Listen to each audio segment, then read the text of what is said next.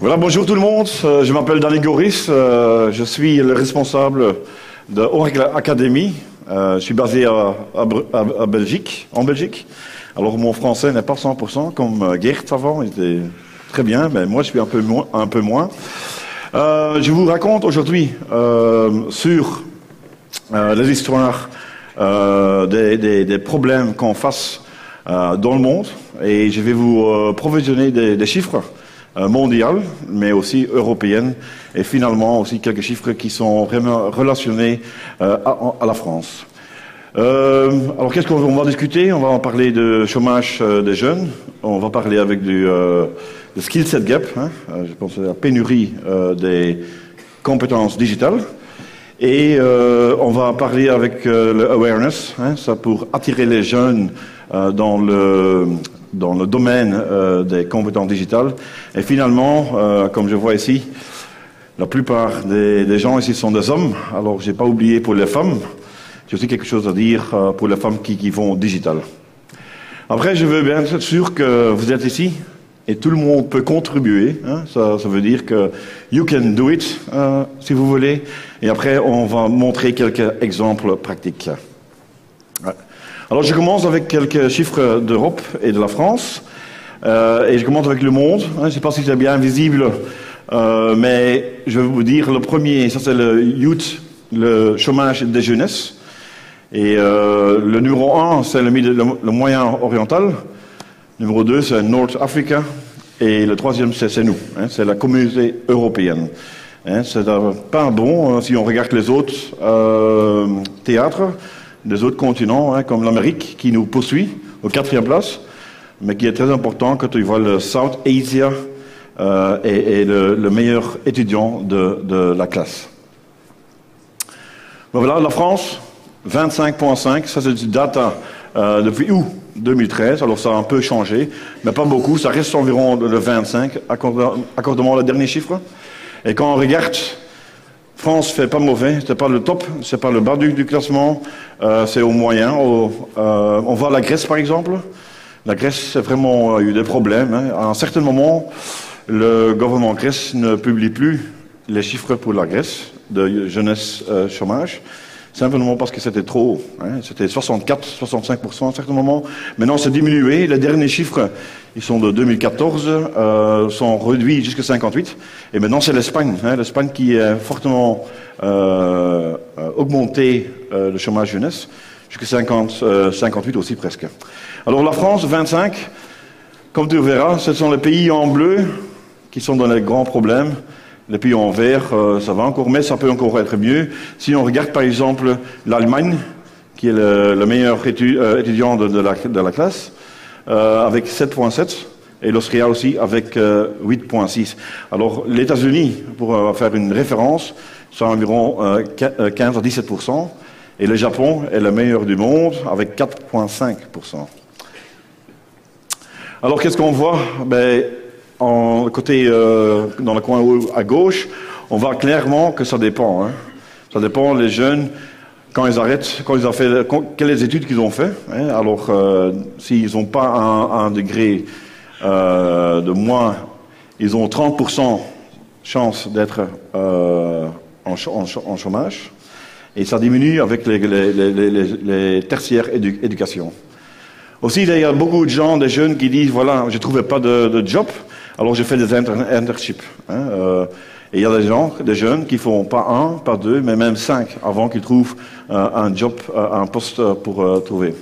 Alors on a aussi la NEET. La NEET, ça veut dire que les gens qui sont pas dans l'éducation, qui n'ont pas d'emploi et qui ne suivent pas des trainings spécifiques, ça augmente dans certains pays, et c'est pas Grèce par exemple, mais on voit aussi dans les entrepreneurship que ça stimule aussi les gens d'entrepreneurs. Par exemple, vous connaissez peut-être Eric Marikowski, le fondeur du Pebble Watch. Il a dit en 2011, voilà, moi je veux créer un smartwatch. Et tout le monde rigolait avec lui en disant que qui veut un smartwatch, celui-là a déjà le smartphone. Alors il a essayé quand même, il a continué. Et il avait demandé pour l'argent pour développer. Il avait demandé $100 000. Et il y avait les grands noms de joint venture compagnies qui ont tout réjecté. Ils n'ont pas donné leur argent. Alors il a commencé à faire du crowdsourcing, et il voulait collecter 100 000 $, en 30 jours. Alors quand il a commencé, après 4 heures, il avait les 100 000. Hein? Alors après 4 jours, il avait 3 700 000. Et après les 30 jours que lui, il a voulu de prendre 100 000 $, il avait 10 900 quelque chose de dollars. Et maintenant, il est le leader, hein, le Pebble Watch. Il y a Samsung, Apple, tout veut avoir le pièce de marché, mais c'est Pebble qui prend le plus grand. Voilà, ici, not working, hein, ça veut dire que le youth unemployment, en général, c'est un grand problème. Tous les pays sont en train de faire des task force ou des coalitions nationales pour battre ou pour faire la lutte contre le chômage de jeunesse. Et pourquoi on le fait? Parce que vraiment, on a peur d'avoir une génération qui est perdue. Hein? Et ça veut dire qu'ils sont, c'est normalement le grand frère ou le grand sœur qui le regarde, et elle ou il a fait 5 ans d'UNIF.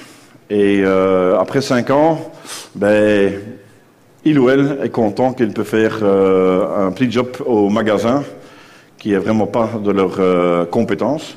Et alors le petit frère ou la petite sœur, il dit écoute, pourquoi est-ce que moi je dois étudier quand je vois mon frère ou ma sœur qui n'a pas de job?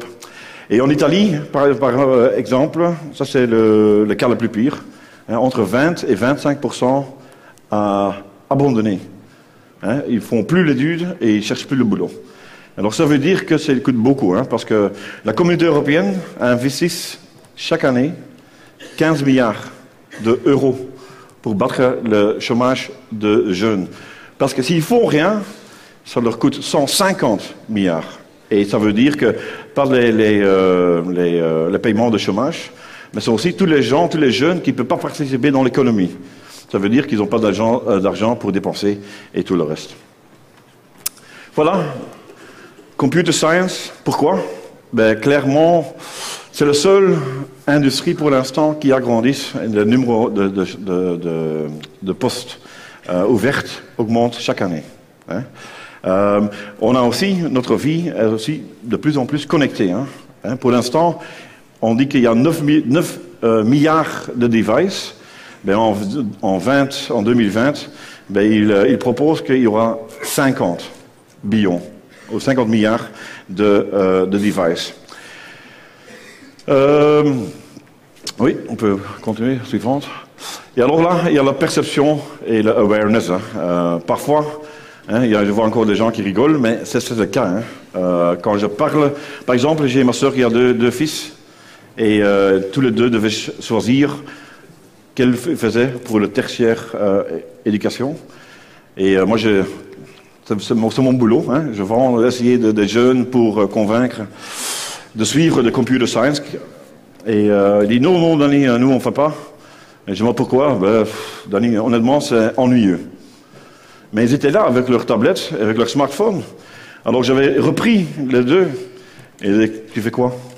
J'ai dit, écoute, t'es trop cool pour jouer avec des jouets qui sont ennuyeux.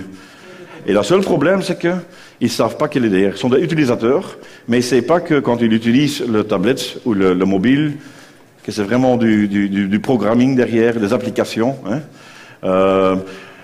Il y a 7 ans, non, pas. Oui, en 2007-2008, quand le premier tablette est venu de Apple, hein, avec les applications, qui pouvait dire que maintenant, en 2016, ce sera une industrie séparée du ICT et qui auront besoin de 4 millions de jobs qui sont disponibles. Alors, ce sont seulement l'application. Alors, il y a un mismatch. Hein, un mismatch, ça veut dire qu'il y a beaucoup de pays encore qui préparent les graduates. Hein, avec, moi, j'appelle les skills ABC. Alors, tous les graduates qui sortent, ils ont un diplôme ou un graduate avec skills ABC. Malheureusement, hein, comme quand moi j'étais là à l'école et je sortais avec mon papier, Et il y avait monsieur Télécom, France Télécom, dans la salle. Ils disent, qu'est-ce que vous avez? Ah, j'ai ce diplôme-là. Il dit, oh, c'est bon, Danny, viens travailler chez nous, c'est bon, c'est bon. Maintenant, 20 ans plus tard, il y a le même graduate qui vient, avec le même document. Malheureusement, tout est changé, hein. Alors, il vient, le même personnel là, de Télécom France, il dit, t'as quoi à montrer? Je montre le document, il dit, oui, c'est bon, et qu'est-ce que vous avez d'autre? Et c'est un peu le problème. Nous, on fournit encore, les éducations, on fournit encore des graduates avec skills ABC, mais les gens de Télécom France et les autres employeurs, ils cherchent des gens avec skills X, Y, Z. C'est tout à fait autrement. Et c'est pour ça qu'il y a un mismatch d'un côté. Il y a les jobs de demande, hein, où on ne peut pas les remplir, et dans l'autre, on a une très grande chiffre de jeunesse chômage. Mais Danny, voilà. Et je donne la parole à mon collègue. On m'entend pas? Voilà. Danny, écoute, moi je t'avais entendu que tu allais nous parler des femmes, et là tu n'as pas eu le temps d'en parler, donc moi je suis hyper déçu, je comprends pas ce qui se passe. Pas de problème, c'était prévu, parce que pour ça, je voulais dire que toutes les femmes peuvent venir après, dans le stand d'Oracle. Et je vais expliquer beaucoup plus là. Moi j'en ai assez de ce speech, hein, parce que on me parle que des problèmes. Hier, en plus, on m'a dit tout va se révolutionner, tout va changer, etc. Mais je vois pas ce qu'on peut faire. Donc maintenant, moi, je me dis, il faut quand même qu'on passe à l'action. Hein, et passer à l'action, ça veut dire nous passer à l'action, mais aussi vous passer à l'action. Donc qu'est-ce qu'on peut faire finalement? Moi, je vois 3 problèmes à régler. Et après, il faut les régler, il faut les saisir. Le premier problème à régler, c'est de dire comment on développe les usages numériques. Qu'est-ce qu'on peut faire pour que les jeunes, ils adoptent les usages numériques et qu'ils comprennent à quoi ça sert? Deuxième sujet qu'on a à traiter, c'est comment attirer les jeunes vers nos métiers. Nos métiers, on ne les connaît pas. Et le troisième sujet, c'est comment on fait pour mobiliser tout le monde pour apprendre la programmation. Parce que finalement, tout le monde devrait apprendre à programmer à un certain niveau. Donc, on a réfléchi à ça et on vous apporte les solutions aujourd'hui. La première chose sur laquelle on a réfléchi, c'est à quel niveau on se situe. On sait bien qu'il faudrait commencer dès la maternelle, mais c'est vachement compliqué. On ne les connaît pas, les maternelles, il y en a plein, le système scolaire il est compliqué, et on s'est dit il y a un niveau où il faut qu'on agisse. Ce niveau, c'est le collège. Le collège, c'est un moment clé. Le collège, on a encore tout le monde. Après le collège, les gens, ils sont séparés. On va avoir le lycée professionnel, le lycée technique, le lycée général. Aujourd'hui, quand on enseigne l'informatique, on l'enseigne en classe de terminale S, et c'est un enseignement de spécialité, j'ai réussi à le dire. Ça veut dire que c'est pas pour tout le monde. Donc c'est même pas pour tout le monde et c'est encore que pour les terminales S. Et c'est en terminale. C'est pas possible. Donc il y a un moment où il faut qu'on agisse, c'est au niveau du collège. La deuxième raison pour ça, c'est que on sait bien que les stéréotypes, ils s'établissent tout au long de la vie. Et au collège, on a encore une chance, mais c'est la dernière, d'agir sur les stéréotypes. À 16 ans, les gamins, ils vont dire, moi, l'informatique, c'est pas pour les filles. Et c'est fini. Ils pensent ça, c'est fini. Donc on s'est dit, il faut faire quelque chose. Première chose qu'on s'est dit, c'est les usages numériques. Qu'est-ce qu'on peut faire? On a découvert quelque chose qui s'appelle les mini-entreprises. Les mini-entreprises, c'est proposé par une association qui s'appelle Entreprendre pour apprendre. C'est des jeunes, ils ont 14 ans, ils créent leur entreprise. On a vu programmer avec émotion la création. Là, c'est des créateurs d'entreprise. Et pour les découvrir, je vous propose une petite vidéo. C'est sur le bureau. Dany, je vais t'aider. Petite vidéo qui explique exactement ce qu'ils font. Alors attention, ça va très vite.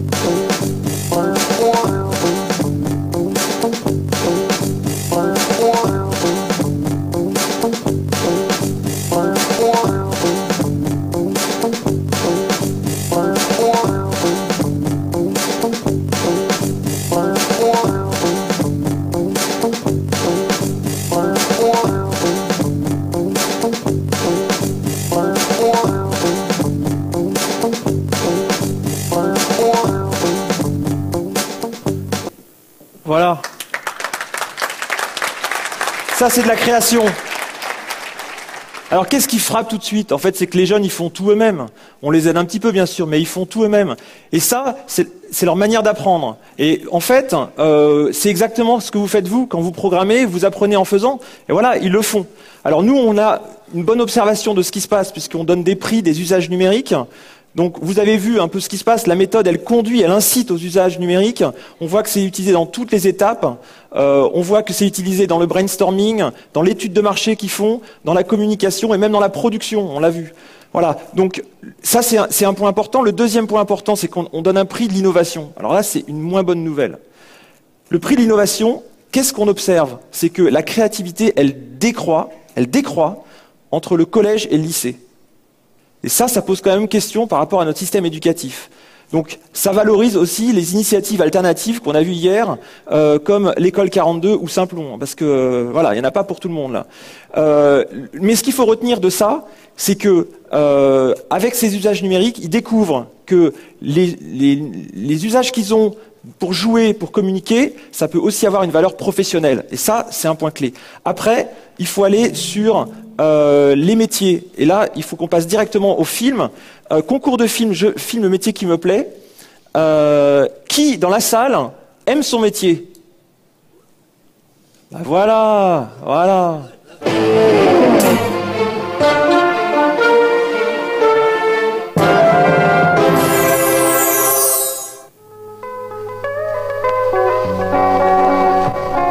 Bonjour, je m'appelle Marie Ponce et je suis originaire de La Rochelle. Après avoir travaillé pendant 5 ans à l'international dans le domaine de la microfinance, j'ai décidé de rentrer en France pour me dédier au développement économique local. Mais vous allez me dire, qu'est-ce que la microfinance?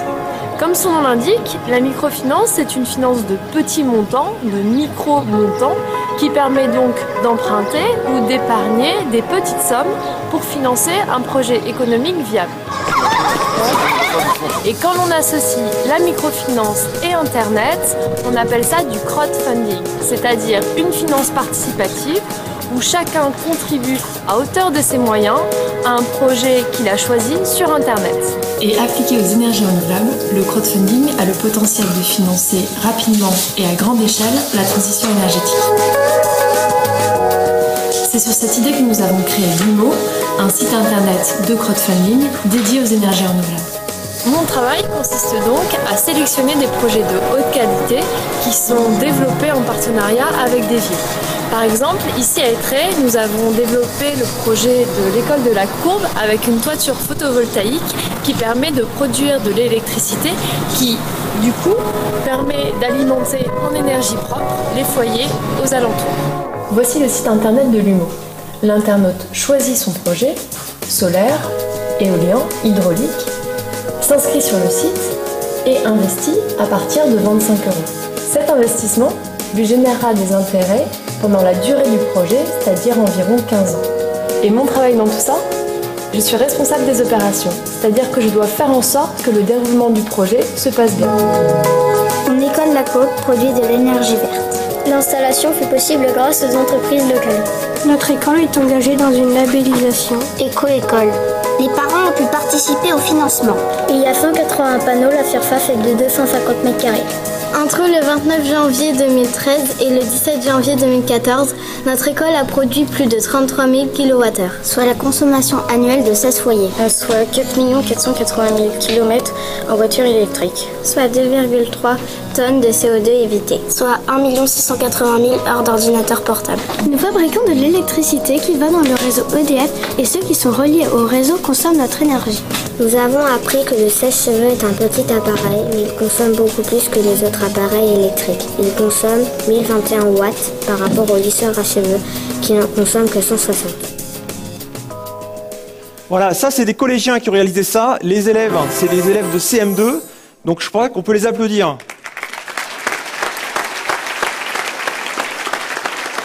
J'ai plus du tout de temps pour vous parler de tout ce que je veux vous parler. Donc, ce qu'il faut savoir, c'est que on a aussi des initiatives pour apprendre la programmation. Donc, c'est Alice et Greenfoot. Donc, rendez-vous dans l'espace Hackathon. On peut vous expliquer comment ça marche. Et surtout, la conclusion, c'est de dire, on a besoin de vous tous pour nous aider à faire ça. Parce que les mini-entreprises, ça fonctionne avec des parrains. Vous pouvez être parrain, il y a 700 mini-entreprises en France. Donc vous pouvez vous proposer comme parrain et du coup transmettre ce que vous aimez faire dans votre métier. Les films métiers, il y en a 1000 cette année. On a besoin d'autres personnes qui témoignent en disant voilà, moi j'aime mon métier et je transmets quelque chose. Et pour la programmation dans les écoles, c'est pareil, on a besoin de tout le monde pour se mobiliser. On a Alice, on a Green Foot, il y a plein d'autres initiatives. Il y avait Devox for Kids avant-hier. Donc il faut qu'on se mobilise, il ne faut pas qu'on reste les bras ballants en se disant voilà, il y a les problèmes.